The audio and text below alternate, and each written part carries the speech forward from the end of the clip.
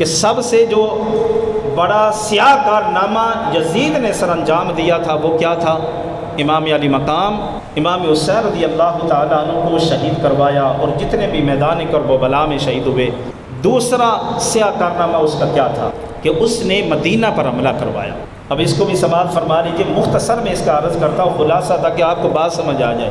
یزید جو ہے وہ 60 ہجری میں اس نے بادشاہی کو خلافت کو سنبھالا اور تقریباً 3 سال کا عرصہ گزرا۔ 63 ہجری 27 ذی الحجہ کا تاریخ تھی، ذی الحجہ کا مہینہ تھا، 27 تاریخ تھی اور 63 ہجری تھی، یعنی تقریباً 3 سال کے قریب اس کو یہ عرصہ ہو گیا تھا۔ تو ہوا یوں کہ جب صحابہ اکرام رضوان اللہ علیہم اجمعین کے سامنے یزید کی لادانیت، فسق و فروب، شراب نوشی اور اللہ تعالیٰ کی حدود کی پابندی کرنا، خلاف سنت چلنا اور جو حرام چیزیں ہیں ان کو اپنے اوپر حلال کر لینا، لوگوں پر ظلم و ستم کرنا، جب صحابہ اکرام نے یہ تمام منظر اپنی آنکھوں سے دیکھا، اللہ اکبر، تو ہوا کیا؟ پھر اہل حجاز نے یعنی صحابہ اکرام نے، جن کو صحیح علم نہیں تھا کہ یزید یہ ایسا ہے، تو انہوں نے پھر اس وقت کیا کیا؟ صحابہ اکرام جمع ہیں تو صحابہ اس طرح اس کی بیعت کو توڑنے لگے کہ کسی کے سر پر اگر امامہ تھا تو اس نے کہا میں یزید کی بیعت کو اسی طرح توڑتا ہوں جس طرح میں اپنا امامہ اتارتا ہوں، یعنی سر سے اتارتا ہوں۔ لوگوں نے اپنے سروں سے امامے صحابہ نے اتارے اور زمین پر رکھے، کہا جس طرح میں نے امامہ اتارا ہے میں یزید کی بیعت کو بھی اسی طرح اتارتا ہوں۔ اور کسی نے کہا جس کے سر پر امامہ تھا نہیں تھا، جوتے پہنے ہوئے تھے، کسی نے کہا جناب جس طرح میں جوتے اتار رہا ہوں نا اسی طرح یزید کی بیعت کو اتار رہا ہوں۔ تو یہ جب ساری باتیں پتہ چلی، اس سے قبل یزید نے ایک کام اور کیا تھا، اس نے کہا جتنے بھی علاقے تھے جہاں جہاں گورنر موجود تھے ان کی طرف خطوط لکھے۔ آپ کو پتہ ہے کہ سیاسی بندے جو ہوتے ہیں اور یقیناً وہ لوگ خصوصاً جو ظلم و ستم کرتے ہیں، جن کا کردار اچھا نہیں ہوتا، جن کا سسٹم اچھا نہیں ہوتا اور وہ شریعت کی خلاف ورزیاں کرتے ہیں، وہ لوگ جب اپنی سیاست کو اور اپنی اقتدار کو طول دینا چاہتے ہیں تو ان کا طریقہ کار کیا ہوتا ہے؟ یہ یزید نے سکھایا ہے۔ اب یزید نے خطوط لکھے تھے تمام گورنروں کو اور کہا کہ تمہارے علاقوں کے اندر جو چیدہ بہترین قسم کے لوگ ہیں نا وہ میری طرف بھیجو، میں کروں گا کیا ان کے ساتھ؟ یزید نے کہا میں ان کے لیے مال و دولت کی تجوریاں کھولوں تاکہ ان کو دولت کے ساتھ نوازا جائے، جب ان کو مال و دولت دے دیا جائے گا تو وہ میرے خلاف بات ہی نہیں کریں گے، ان کا بینک بیلنس بھر جائے گا۔ اللہ اکبر۔ تو یہ بات جب صحابہ کو پتہ چلی تو صحابہ نے کہا ہم تیری بیعت اسی طرح توڑتے ہیں، ہم حضور کے غلام ہیں، ہم اہل بیت سے محبت کرنے والے ہیں، حسین سے محبت کرنے والے ہیں، اب تو یہ کام کرنے لگا ہے۔ کسی نے امامہ اتارا، کسی نے جوتے اتارے، فرمایا اتنے جوتے اور اتنے امامے اکٹھے ہو گئے، کہا کہ ہم تیری بیعت کو بھی اسی طرح توڑتے ہیں، اب ہم تیری بیعت کا جو ہم نے کی ہوئی تھی اب وہ اس کی پاسداری نہیں کریں گے۔ حضرت عبداللہ بن زبیر رضی اللہ تعالیٰ عنہ کی تمام نے بیعت کر لی۔ اب جب یزید کو یہ پتہ چلا کہ میرے اقتدار کو اب خطرہ لاحق ہو چکا ہے اور اب جو ہے وہ قریب ہے کہ میری یہ سیاست، میرا یہ بادشاہی، میری سلطنت سب کچھ ختم ہو جائے گا، تو اس وقت اس نے ابن زیاد کی طرف ایک خط لکھا۔ یہ توجہ کریے، کوفہ کے اندر تمام معاملات امام حسین رضی اللہ تعالیٰ یزید پیغام بھیجتا تھا ابن زیاد کی طرف، چونکہ کوفہ کا گورنر یہ تھا اور ابن زیاد آگے سارے معاملات کرواتا تھا۔ اس نے سب سے پہلے یزید نے یہ سوچا کہ اب میرے خلاف سب ہوتے جا رہے ہیں، میری جو سلطنت ہے، میری جو سیاسی پاور ہے اب اس کو خطرہ لاحق ہو چکا ہے۔ تو یزید نے کیا کیا؟ یہ سوچا کہ اب کوئی خبیث ترین انسان کی میں تلاش کروں جو تمام معاملے کو ہینڈل کرے۔ اب یزید نے خط لکھا، اس میں لکھتا ہے کہ اے ابن زیاد، جہاں تم نے اتنا بڑا کارنامہ سر انجام دیا ہے، حسین ابن علی کو اور حضور کے گھر والوں کو شہید کیا ہے نا، تمہیں میں ایک اور کام سونپنا چاہتا ہوں، وہ یہ ہے کہ تم مکہ معظمہ پر حملہ کرو۔ اب ابن زیاد اس نے جواب کیا دیا؟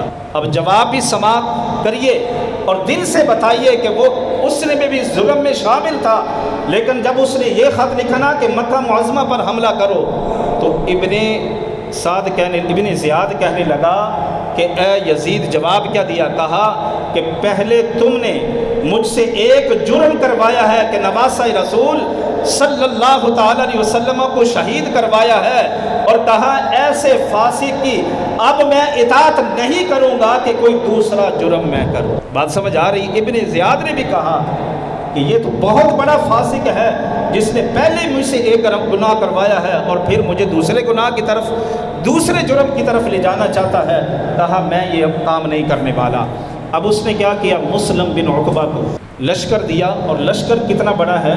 25,000 کا لشکر جو ہے، بہت بڑا لشکر تیار کیا یزید نے، اور مسلم بن عقبہ کی سپہ سالاری کے اندر مدینہ پر حملہ کرنے کے لیے بھی۔ معزز سامعین کرام، یہ ساری باتیں ہوتی رہی، بیعت کے متعلق تمام معاملات ہوتے رہے، لیکن صحابہ کرام اب ڈٹ گئے۔ انہوں نے کہا کہ یزید اب تیرا مقابلہ کرنے کے لیے ہم تیار ہیں، اب ایسا نہیں ہوگا کہ تو ہم پر ظلم کرے اور ہمیں مال و دولت دے کر، ہمیں یہ جدادیں دے کر، ہمیں پیسہ دے کر تو ہمیں نیچا کر لے، ایسا نہیں ہوگا۔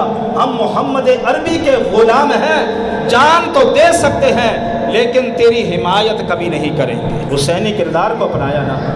اب میرے معزز دوستو، دوسرا سیاہ کارنامہ کیا اس نے کیا؟ 25,000 کا لشکر بھی، اور جب 25,000 کا لشکر مدینہ میں آیا تو یزید نے مسلم بن عقبہ کو کہا کہ 3 دن کے لیے اپنی فوج کے لیے مدینہ کے جو لوگ ہیں، مدینہ کا پورا شہر جو ہے وہ مباح کر دینا۔ یعنی اس کا مطلب یہ ہے کہ یزید نے کہا کہ اے مسلم بن عقبہ، تمہاری فوج کو یہ اجازت ہوگی کہ مدینہ میں جا کر لوگوں کو قتل و غارت جو ہے وہ بالکل عام کرے، کوئی بھی سامنے آ جائے، کسی کو نہیں دیکھنا کہ کون ہے۔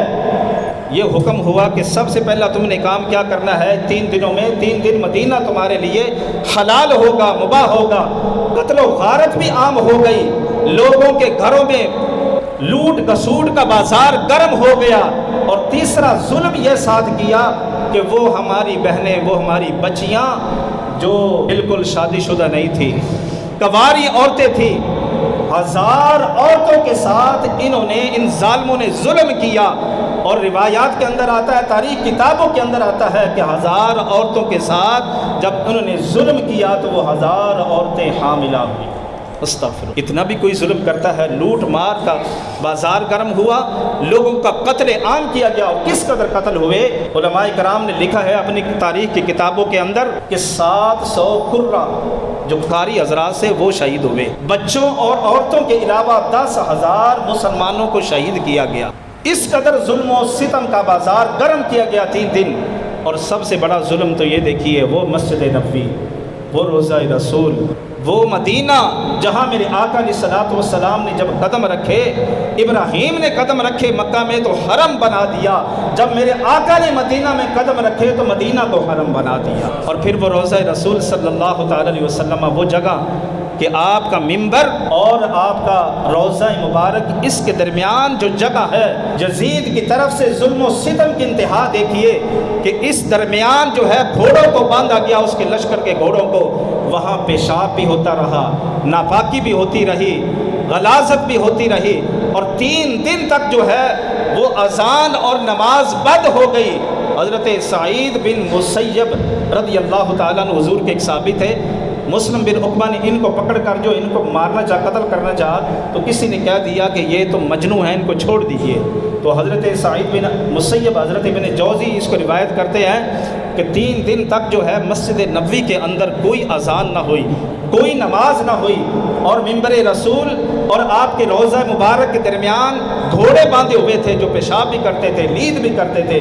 اور پھر کیا ہوا؟ سعید بن مسیب مسجد نبوی کے اندر رپوش ہو گئے۔ آپ فرماتے ہیں اللہ اکبر، کہتے ہیں کہ جب نماز کا وقت ہوتا میں بے چین ہو جاتا کہ کب نماز کا، چونکہ اس طرح انتظامات تو نہیں تھے، لیکن سعید بن مسیب کہتے ہیں خدا کی قسم مجھے بڑی پریشانی ہوتی کہ میں نماز کیسے پڑھوں۔ کہتے ہیں جب نماز کا وقت ہوتا، روضہ رسول، قبر مصطفیٰ صلی اللہ تعالی علیہ وسلم سے پہلے اذان کی آواز آتی، پھر اقامت کی آواز آتی، میں آگے بڑھ کر نماز پڑھ لیا کرتا۔ اللہ زندہ باد۔